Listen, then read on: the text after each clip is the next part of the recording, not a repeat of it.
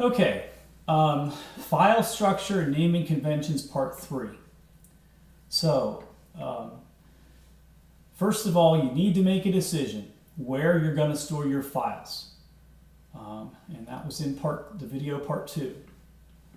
And again, it's going to be easiest if all your Purdue files are in one location. Inventor files, resources, and so on. So what we would like you to do is create a folder called 2018 Purdue Core Training. Inside of that folder, I want you to put a My Inventor folder. Do not call it just Inventor. Call it My Inventor. You should always give files unique file names, and there's already an Inventor folder on your documents on the desktop. So if you would ever start moving things around, I always want to have a My Inventor folder. Okay? Secondly,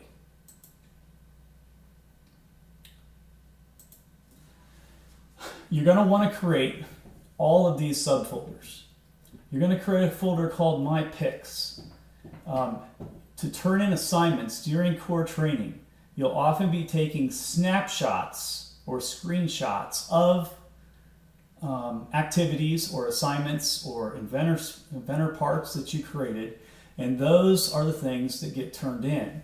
So you're going to want to have a place to store those where you can find them.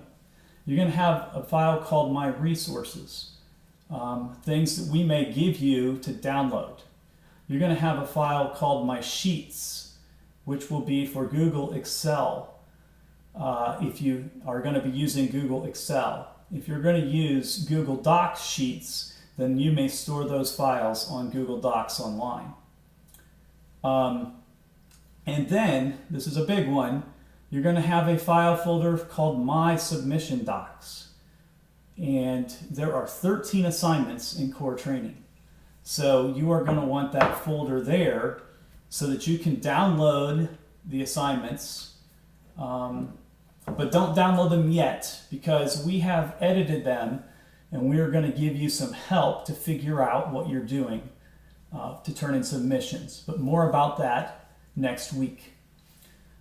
Inside, so then step 3, inside your My Inventor folder, you're going to create project folders. Okay? And at this point, with my students, I have them create project folders for the entire year. So they're main projects that I know we're going to do. At the very beginning of the school year, I go through this with them, kind of the same as we're doing here. So I have them create Automata Box or Kit Box, downloaded parts, My Automata Tutorial, practice, reverse engineering, template, virtual project, any major projects, I have them create that. Now, what I would recommend is, you can either create these ahead of time, or you can do this as you go next week, but it's best practice is to know what files you're going to need as you go through it. The practice folder is where I put any parts that are learning activities but are not related to a bigger project.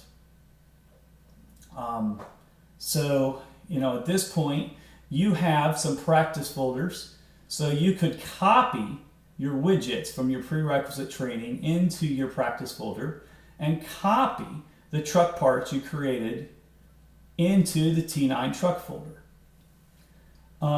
Really, it's not very good practice to rename and move parts, and I'm kind of going to show you why in a minute.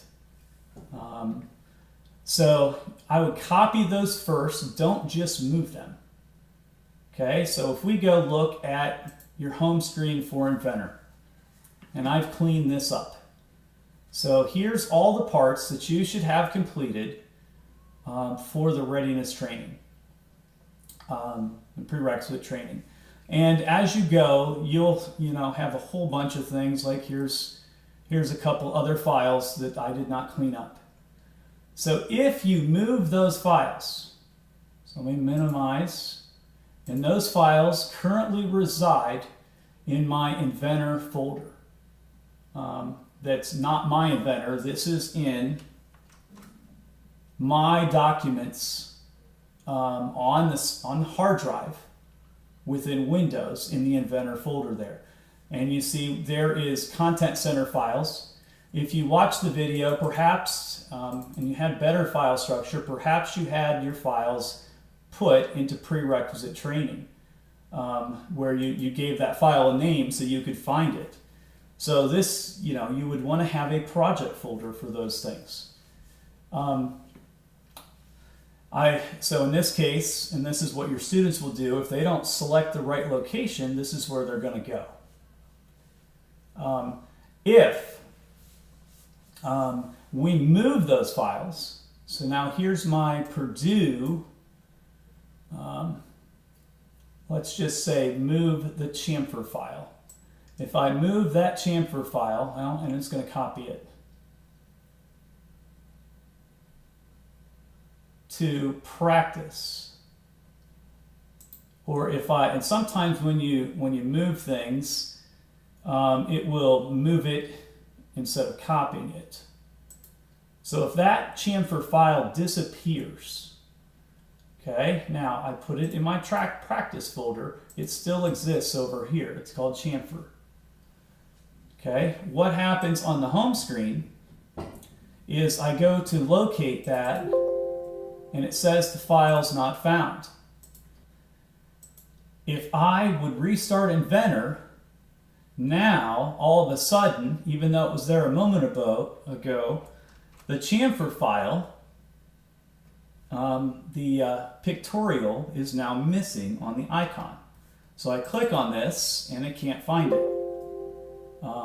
Any of my other files have not been moved yet. So the best thing to do, and really this kind of freaks people out, there's a delete or a trash can there, but all this home view does, it gives you quick access to recently used files. So if I click that and remove it, it's still there. I haven't deleted it. In fact, I can delete all of these files, okay? But that's just removing them from the list on my home screen. What I recommend is take all of the widgets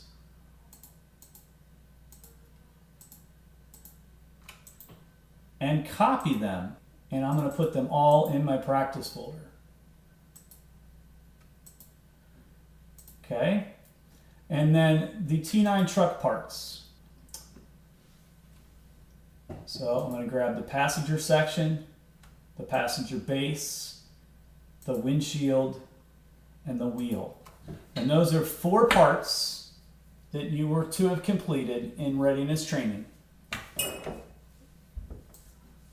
So I'm going to copy those so I have a new version of those files. Okay, then on my Inventor home screen, what you're going to want to do is go and open up those files, not in your Inventor folder, but go to the location, which mine was on my desktop, where you created the Purdue Core Training folder, My Inventor. Okay, so then I'll go to my T9 truck parts, and I can actually select and open all 4 of those parts at once.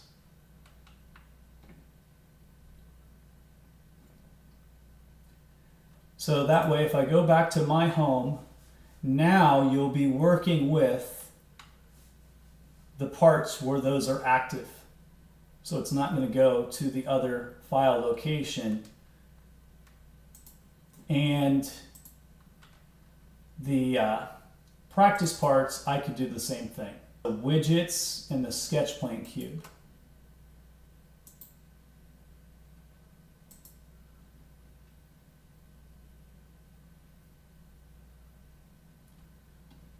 Okay, so now when I go back to my home screen, I have all of my files populated there. The way this works also confuses students throughout the year. So that is how Inventor works and your file structure, and that will end the video for part 3.